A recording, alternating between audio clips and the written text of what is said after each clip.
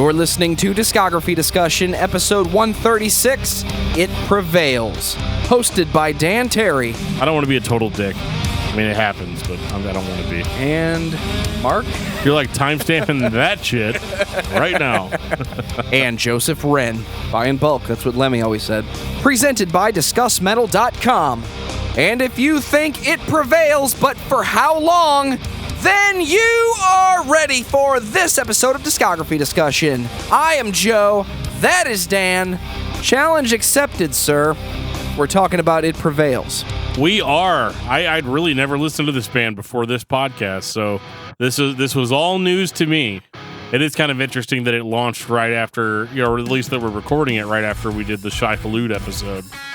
It's very strange because this band kind of gives me some vibes, some Shai Hulud vibes, a little bit of Life in Your Way vibes, at least on their first record, which we're going to get into all that. But man, oh man, do we have some feedback to read for you guys tonight. Right off the bat, I want to say thank you to Brandon Saber Jr. You asked for it. We're talking about It Prevails. Brandon tweeted at us, totally popped when Joe challenged me to a triple threat match in the Hope for the Dying episode. Challenge stands, sir. Brandon Kellum's in. We'll talk. I love that episode so much. I feel like Hope for the Dying doesn't get talked about enough, but when they do, it's nothing but good things that get said. It's pretty accurate. I mean, we criticized a little bit because that's, what we do. But, for the most part, I mean, great band. Very, very enjoyable listen. So we got probably the best email that we've ever gotten on this show. How many times have you said that in the past 135 episodes? They keep fucking one-upping each other, dude. I don't know how else to explain it. I'm going to read this. This is a book, and I'm going to read it. So I'm going to try not to fuck it up. But even if I do, you guys aren't going to hear that. 9 hours and 2 beers later. Well, Sam Suderman sent us an email with the title, Fit for a King and Coffee Analogies. Too long, didn't read. Coffee snob lightheartedly attempts to poke fun at Discography Discussion's Fit for a King / Starbucks coffee analogy, then compliments them and leaves a fun fact. Hey, in episode 98 of Discography Discussion, you guys said Fit for a King was like a damn good cup of coffee from Starbucks. Dark roast, consistent, etc. Now, as a fan of coffee, or a coffee snob, I feel the need to defend that analogy while putting Starbucks in its place as makers of bad black coffee. Firstly, dark roast is not the pinnacle of good coffee. For the most part, dark roast destroys any possibility of unique flavor and overloads your mouth with the taste of bitterness. I like a smooth cup of coffee. Black, of course, cream and sugar are horrific devices used to torture coffee. And if you like bitter, just find some alcohol instead. Dude, it's fine. I found some. Secondly, Starbucks is not a good roaster. They sold out making good coffee, making their coffee more available and appealing to a larger market. So if you were using Starbucks in a metal band analogy, Starbucks is more so a band that used to be super metalcore. They helped the movement grow and then changed their sound in a pop-leaning direction so more people could enjoy them. Fit for a King is like a good cup of Chemex coffee, with the beans sourced from Ethiopia and costing at least $20 Canadian. I believe that word was Chemex. Chemex, I know things. About $15 for Americans. But the inherent fruitiness of Ethiopian beans makes it so the cup is not bitter. So yeah, that's what Fit for a King is like. But actually, I love this podcast. I definitely haven't listened to all your guys' episodes, but I enjoy what you guys do, and I hope this email didn't sound like an asshole complaining about misrepresentation of coffee. It's meant in lighthearted fun. Keep doing what you're doing and reviewing great bands. And seeing as I can't rate your podcast on Spotify, I'll give it to you here. 5 out of 5. P.S. Fun fact about coffee. Coffee beans are actually the seeds of a cherry plant called the Cascara cherry. So technically, coffee could be a fruit smoothie. Where do you want to start? Well, Sam, first of all, thank you so much for that email, because I was having a shitty day when I read that. And after I read that, I was not having as much of a shitty day. I did respond to it. You've already got the response and all that. All I can say in my defense is that I do enjoy bitter taste. So in that case, I don't necessarily think that Starbucks is total shit. But if it is, it's shit that I like. Keeping in the theme of I want to challenge people to triple threat matches, I want to defend my analogy, because it was very specifically chosen. Fit for a King is like dark roast from Starbucks. Fit for a King, although I enjoy them, they're not really pushing the bar. They're not really setting any standards. It's another record of what you're going to hear in 2019 if you're listening to that mediocre, melodic, modern pop metal band. Mediocre? Overall, I enjoy Fit for a King. But are they doing something that the other bands are not doing? No. With those vocals, though. They do have Backbreaker. Oh my God, they have Backbreaker. Over on Facebook, we got a comment on the Hope for the Dying episode from one Mr. Brian Patton, who you guys heard from last week. He says, Strike First is like the minor league team. Come on, guys. The analogy was right there for the taking. Look, Brian, I get it, dude. Joe's analogy maker was broken that week. We can't deny that. However, it is now fixed, so you can be looking forward to tons of mind-blowing analogies from here on out, as long as the warranty hasn't expired. Buy in bulk. That's what Lemmy always said. Did God himself say that?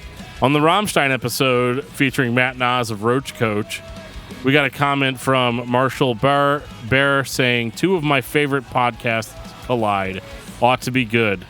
To which I just absolutely could not resist posting a link to Powerman 5000's video for When Worlds Collide. Well done, sir. I had to do it. It was one of those situations where I was like, what would Joe do in this situation? So I just did that. Find an obscure nu metal reference from the early 2000s. Is it obscure? I don't think it's obscure. When Worlds Collide is not obscure. But there are people who have forgotten about Powerman 5000 until you remind them of Tonight the Stars Revolt. Ugh, such an awesome record. When are we going to talk about Powerman 5000? I don't know, whenever I get around to it. Finally, before we talk about It Prevails, I want to take this time to say thank you to everyone for listening to the podcast. Thank you for listening and for subscribing. If you are not a subscriber, then you can find everything Discography Discussion at discussmetal.com. We're on Spotify, Apple and Google Podcasts, TuneIn Radio, Stitcher, so if you have an Amazon Echo or a Google Home, you have no excuse. Ask it to play the latest episode of the Discography Discussion podcast, and it will. We're also on Facebook and on Twitter at Discuss Metal. Be sure to like, favorite, and subscribe. It really helps us out. It lets us know you're listening, and now Dan is going to tell us all about 5-star reviews. Well, we love 5-star reviews here on Discography Discussion, but the thing that I want to drill into your guys' heads, your beautiful, beautiful heads, share the episodes. Reviews are great. They make me feel better personally. But man, when we post an episode and one of you guys share it, it makes me feel even better than that. It's like this amazing euphoric feeling of, oh my God, the potential of a single person that has hundreds of people on their friends list that might actually see and or check out the episode that you shared. I mean, that's a feeling that you just can't get anywhere else. Share the episodes, guys. I've got some really cool shit that I'm digging through in my basement. We're going to give it away. So what I need you to do is hit that share button whenever the episode posts. Once you share it, I will write your name down and I will put you into a drawing to win that cool shit. I will let you know what that cool shit is next week, and that's when we'll start the contest. So seriously, guys, sharing is probably the best thing that you can possibly do for this podcast. So Dan, tell me about It Prevails. It Prevails is a melodic hardcore band from Portland, Oregon. Actually, they date back to 2004, and they cite their influences as Shai Hulud, 12 Tribes, Strong Arm, bands like that, which is funny because we just talked about Shai Hulud. We talked about bands like this, so I'm very familiar with where they're coming from. This is definitely going to be kind of an up and down sort of discography for me because I wasn't really familiar with It Prevails. I mean, obviously, yeah, I've watched their videos on YouTube and stuff like that. Like they're a band that I know about, but have never really like pulled the trigger and bought an album or took it home and found out what the band was all about until this week, because that's the beautiful thing about this podcast. That's what we do for you guys every week. They self-released an EP in 2005, which we're not going to talk about because fuck EPs. I want to jump right into their debut, which was The Inspiration. 2007. This is on Rise Records, which I found very interesting because this is probably my favorite album by the band. Rise Records is kind of synonymous with poppy, hardcore, or metalcore bands. They kind of have that reputation that if you're a Rise Records band, you kind of follow a formula, and that formula is of the sing scream variety. I don't necessarily think that Rise Records is responsible for that. They just kind of signed bands that they knew were going to sell, and everybody loves a melodic heavy band. So that's kind of what they just capitalized on. The sing, chorus, scream, verse thing was in full effect. Post nu metal, now that I think about it, nu metal did that a lot. So you had these hardcore and metalcore bands that just tapped into that formula and went with it. We really didn't get a lot of innovation in those years. I think that they were very sincere on this first record.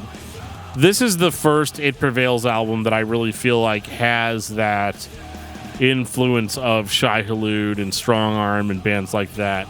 They definitely do the sort of melodic lead guitar work that is kind of reminiscent of pop punk in places, more so than just heavy stuff.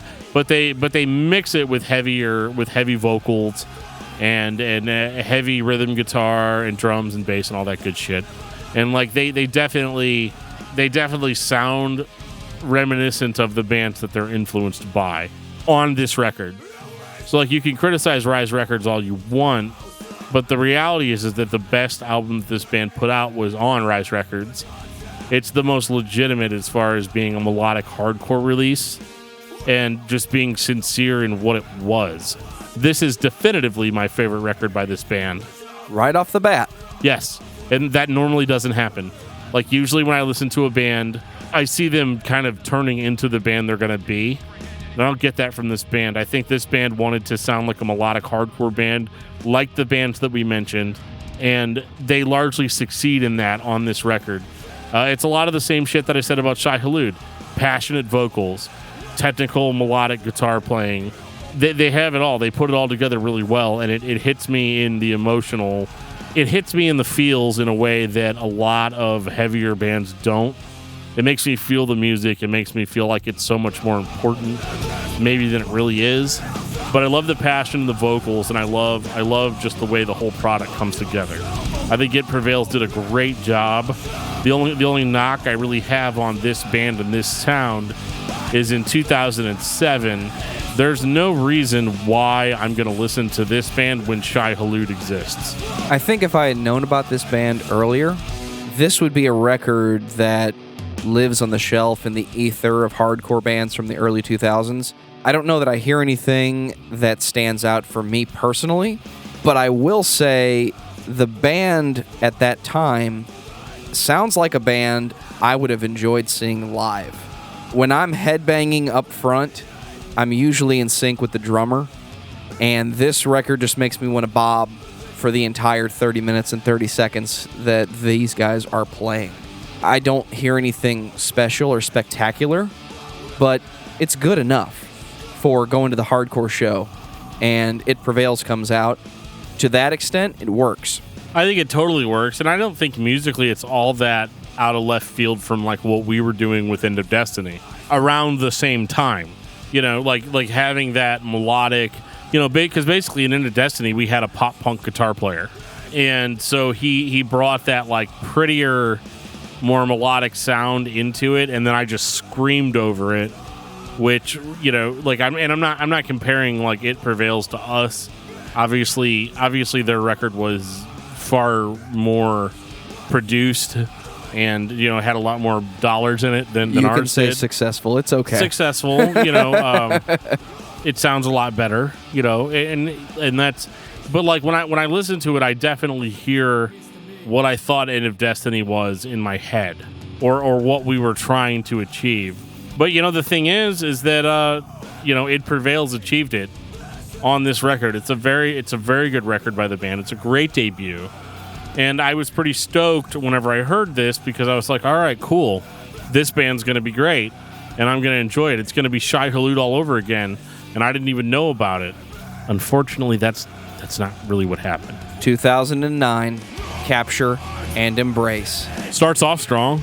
So this one was actually not put out on Rise Records. This was their first album with Rain City Records, and actually their only album with Rain City. Never even heard of that label, so maybe they didn't perform as well on the inspiration for Rise as they could have, because Rise is kind of a bigger label, so I guess they didn't sign a multi-album deal, or maybe they got dropped. I don't know what the story is. If I had to guess, I would say that just the inspiration did not perform well, which isn't a knock against the album itself. I think that album is great, and I think it's a lot better than this. This album sounds like the next record, but the emotion and the intensity that was there before seems to have been mixed out of it. I don't agree with that 100%. Like, I think the emotion is the only thing that kind of keeps me on board. I agree with what you're saying, though. That like it's more poppy, it's more bright, it's more pretty. And this was kind of whenever they started with their clean vocals. And I'm gonna be a fucking meathead here and say, yeah, they've got clean vocals, and clean vocals are fine. I don't have a problem with clean vocals. However, I think that it can sometimes take away from the emotion of a screamed chorus. You know, like when we talked about Shai Hulud, we talked about how all of their lyrics are delivered so passionately and that they don't resort to cheap tricks to create more melody. It Prevails kind of starts doing that on this record. They kind of resort to the whole, well, you guys have to have a clean vocalist because, you know, it's just going to sound better that way. Well, it's 2009. It doesn't sound that way to me. Post-Coheed. Everybody's trying to bring hardcore and metalcore past the mainstream success that it had with emo 5 years prior. When I'm listening to this album, comparing to the first one, it automatically sounds like somebody got a producer involved and everybody just laid back and played their instruments and let the engineer do the work. I'm not saying that the album is completely devoid of emotion because obviously the vocalist still has some, but the record as a whole doesn't feel like the band is trying to push their way through me with their intensity. Well, yeah, and that's what's frustrating to me is that these songs will start off sounding like something that you would hear on the Inspiration, and then the clean vocals come in and they kind of just take me out of it. Because now I'm like, okay, these songs didn't have to have choruses, but now they do. You know, like when I described in the last episode about how like bands like Shai Hulud and Strong Arm, it's like they're trying to create a picture out of puzzle pieces. This band isn't trying to create a picture necessarily. They're just creating a feeling. And so like this record aesthetically has the same feeling as the Inspiration. They're throwing in all this stuff that they think might make them bigger. And I think it largely fails. I think that this band would be better off sticking to the heavy side of it and riding that to the end of the road. And I realize that's like opposite advice from what a record producer would say, but I don't think that the clean vocals are exceptional. They're okay, like they get the job done. But it's kind of like what Joe said back on the old Under Oath episode, where, you know, what did Aaron Gillespie do? He got a high note and then he held it, and that's basically what this band is doing.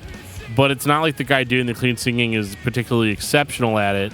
And I think like there's a little bit of an appeal in that. Like that's kind of a saving grace for it, is that like he doesn't sound totally manufactured. He sounds real. But I'm just, you know, I don't really care about those parts. I kind of want them to be over so that I can get back to like the screaming and the heaviness. And for the most part, they definitely do that. But every single song, they cram those cleans in there, and it's just not super enjoyable for me, because they're not like amazing cleans where I'm like, oh wow. It's not that like cloud parting moment that you get from bands like My Ticket Home or even Slipknot, or you know, or even like even something like As Like Dying or Killswitch Engage, where the clean vocals are an extra element that enhances the song.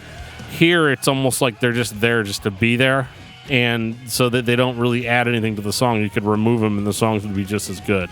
It's the ultimate emo metalcore trope. Play the intense part, do the melodic chorus, and then hit the high note and hold it. And that's a bummer. I think this record's okay musically. I think musically it's on par with the Inspiration, but the vocals take me out of it. And spoiler alert, this is kind of the way it's going to be. 2011, Stroma. As far as I'm concerned, Stroma is Capture and Embrace. All over again, same thing. Basically. We wrote a bunch of songs.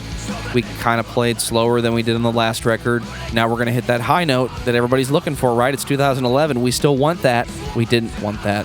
Their sound hasn't really diversified or grown here, and that's unfortunate. Like, don't get me wrong. Like, I could have listened to them do the Inspiration 4 times, like forever, and I'd have been like, "That's cool," you know. Just stick with that, guys.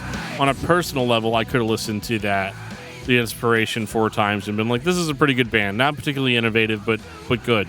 And with Stroma, it sounds like Capture and Embrace, and it has all the stuff in Capture and Embrace that I liked, and all the stuff that I didn't like. And again, those clean vocals just kill me. Like, they're there for almost no reason. They could have been screamed, and it would have made the songs more intense. And so I can't help but think that there's like a there's like a record producer or an agent or somebody involved with the management of this band that's basically been telling them all the way since Capture and Embrace that you guys are going to break really soon. You're going to be the next big thing. So you just keep it up. Just keep doing what you're doing, and eventually people are going to catch on. And I think that's the issue, is that they don't necessarily push forward with their sound at all. They do a lot of the same tricks that they did on the Inspiration. And so, yeah, I mean, it feels good. It feels emotional, and like these records all sound good. But if you're not into clean melodic choruses, which I'm generally not, it just kind of falls flat, because I'm like, man, this would have been so much more intense if it would have just been a little bit more go for the throat. If it had been just a little bit more aggressive. Is this even a metal band anymore? I'm not necessarily sure they were ever a metal band per se. I mean, at their heaviest, they were a hardcore band. I know they list themselves or cite themselves as metallic hardcore, which, I mean, I guess is in line with like what Shai Hulud was doing, but even Shai Hulud knew when to go heavy, Just listening to the opening song of Stroma, I'm getting more of a Hopesfall vibe than I am a Shai Hulud vibe. It's starting to sound more like alternative rock or melodic space rock than it is metal or metallic hardcore, although I do appreciate the fact that they use the original term. The difference between metallic hardcore and metalcore is metallic hardcore is just hardcore with metal overtones, while metalcore is the opposite. It's straight metal with hardcore vocals. Well, basically, it's like they're clear in their influences. That these guys are informed as far as what good melodic hardcore is. But what are they doing that sets them apart from those influences? Nothing at all. And that's the issue that I have. There's tons of other bands that play this style, like Life in Your Way and 100th, and even older Hopesfall, to the point where there's almost no reason for me to listen to this over that. And that's the biggest issue that I have, is that I think the vocalist is passionate, but I feel like it's all being kind of held back because there's nothing immediate about it. They just do what they do, and they do it well, but it's just not my thing. I think that's really where I'm coming from. Like, I know this was a listener recommendation, and we're not here to just shit on your favorite band, but this just did not connect with me. Unfortunately, the way that it probably connected with you. I don't think it makes either one of us wrong, but this band, clearly is a hardworking band, but I feel like they're 3 albums in and they're still trying to break. Like, keep doing the same thing and eventually people are going to get behind it. And I think they've just never had that big break. 2015, Perdition. I mean, what can I say? It's the same thing again. We've now gotten 3 albums from It Prevails that essentially do the exact same thing. This is a clinical example of the same thing for 3 records. It's like a 311 song. Chad Sexton plays like a robot, so it sounds the same. On purpose, but it does sound the same. It does sound the same, and that's my issue with it. I like the way the vocalist sounds. I like some of the melodic guitar riffing. Beyond that, it's just another album by It Prevails, a band that's essentially been doing the same thing since 2007. And, maybe they're doing well. They probably have a pretty dedicated fan base. They don't do what they do badly. They just do what they do and nothing else. Why is it okay with Slayer and not this? I don't have a non-hypocritical answer for that. Why does it work, then, for a Shai Hulud or a Society's Finest or a Glassjaw or a Fit for a King to do the same thing, and we think it's a home run? But this does not work. Is this just not your thing today? Is it just another example of something else that you already have on the shelf, and you're looking for what sets it apart and nothing's there? I'm going to tear your examples apart a little bit. Society's Finest, they always sounded different to a full. They never sounded like the same band between releases. Glassjaw consistently changed. Everything you ever wanted to know about Silence by Glassjaw sounds vastly different than Worship and Tribute by Glassjaw. I think Fit for a King is probably the best answer, or the best example you gave. The only thing I could say about Fit for a King is they have standout tracks. Fit for a King has an it factor that It Prevails does not have. It Prevails is so caught up in their own influences that there's nothing that they do that separates them from other bands that sound like them. Fit for a King has the it factor of those guys can fucking produce a single. Now, before anybody goes ape shit over what I just said, you have to understand that I'm not saying that a band has to have a top 40 single in order to be successful, but you have to have songs on your albums that sound different enough from each other to be memorable on their own. And It Prevails doesn't have that. Fit for a King does have that. That's the difference. Hope's Fall has that. Shai Hulud has that. Strong Arm had that. It Prevails doesn't have that. Maybe on the first album they do, but everything else is just them trying to do the same thing again in order for somebody to catch on to it. If you made me a playlist of, and I will on the show notes for this episode, I'll make you a playlist. And without cheating, I want you to tell me which album each song is from. I feel like Brandon Saber Jr. is going to swoop in and answer all the questions for the rest of the class. I hope that he does, because there's obviously something about this band that I'm not getting, and I want to get it. Like, and again, I don't hate the band. I think they sound good overall. Like, I'm not going to turn them off if they come on a playlist. I'm concerned that I wouldn't notice they were here. I would be asking myself, what band is this? I know it's not Under Oath, but I can't quite picture which band this is just from listening to it. Well, it's obviously not Under Oath, but yeah, they don't have their own identity. So, like, whenever I say that, they're obviously not Under Oath, because that band has an identity. Drowning in my sleep. These guys don't really have an identity that separates them from their influences, and that might be okay for them, but as a music critic, I feel the need to point it out that, like, hey, you know, you guys could use a little bit more of originality. Like, you could have more original songs, or just try to do something a little different. For example, like, they even say that they're heavily influenced by classic rock, and I don't hear that. I definitely don't hear that on any of this. Maybe that's something you guys should try. And I thought, like, maybe they've updated. I know they went away for a while, and they came back in 2019 and released an EP, and I listened to the EP, and it just sounds just like this. And I'm like, have you guys just been doing this so long that you can't do anything else? Or I just don't 100% understand it, but I don't think this band is bad. I think they do a really good job of doing what they do. I like melodic hardcore. I like the way that it sounds. But unfortunately, there's nothing about this band that makes me want to listen to them over any other melodic hardcore band that I like. Would that be your final thought? Yeah, and I'm just going to add a special exception, whereas if this was the first melodic hardcore band that you ever heard, I could definitely see them being like favorite band material. I think It Prevails overall is every hardcore, metalcore band with emo influences, or take everything I just said and reverse it, that you've ever heard. And if that's your jam, then you probably have every one of these albums. And you put them in your rotation the same way I put Load and Reload into my rotation. Most people think they're absolute atrocities and Metallica never should have released them. But there are songs that I like, and the albums as a whole that I do like listening to. So for me, It Prevails doesn't really stand out, but I can see why someone would like this band if this is what they're into as a metal fan. Dan, what's your album of the week? Circle Back, Terminus. I know.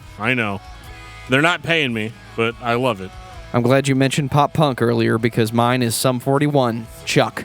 Well, that's a metal album. It's false thrash, that's for sure. You're like, it's a loophole. I can have my cake and eat it too. I can say I listen to pop punk when I really just listen to thrash. I admit it, I listen to pop punk, and I listen to thrash metal, and I listen to Sum 41 that does both. I know what you're thinking. You're thinking, Dan, why don't you ever talk about my favorite band? Well, first of all, we just did for Brandon. We talked about a band that he suggested.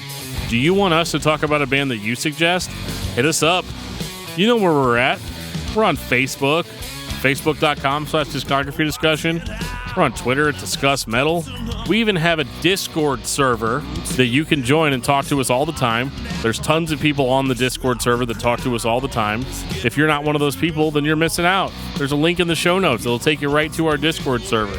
Join it. It'll be a ton of fun. You can even send us an email at danandjoeshow@gmail.com to talk about the finer points of coffee or whatever you want to talk about. Let us know how you're doing. We're here for you guys. And on that note, this has been episode 136 of Discography Discussion. Thank you for listening. You can like us on Facebook and follow us on Twitter at Discuss Metal. Subscribe to our podcast everywhere you listen to podcasts, including Google Play, Apple Podcasts, and Stitcher. Visit discussmetal.com for all things discography discussion, and please send questions and comments to danandjoeshow@gmail.com. If you are not a patron, you can become one at patreon.com/discussmetal. We have some sweet perks. So perky! So perking what? The only chance is not to waste your life. Have hope and have no fear. The truth walks by your side.